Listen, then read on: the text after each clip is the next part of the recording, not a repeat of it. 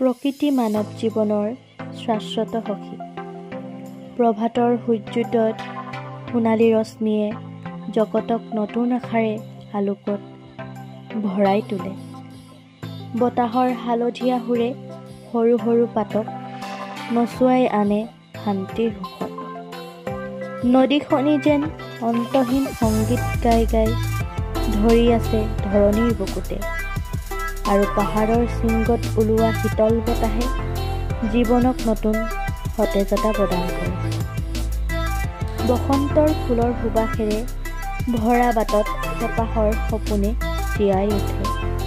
শৰতৰ নীলা আকাশত পোহৰৰ মেলানিতে আত্মা পাতল হৈ উঠে।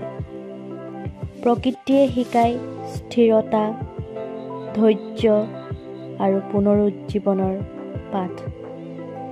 মানুহে প্ৰকৃতিৰ সৈতে মিলি থাকিলে হৃদয়ত শান্তি আহে, মনত সৃজনশীলতা উজ্বলি উঠে। প্ৰকৃতি হৈছে কাব্য, প্ৰকৃতি হৈছে সংগীত, আৰু প্ৰকৃতি হৈছে জীৱনৰ আচল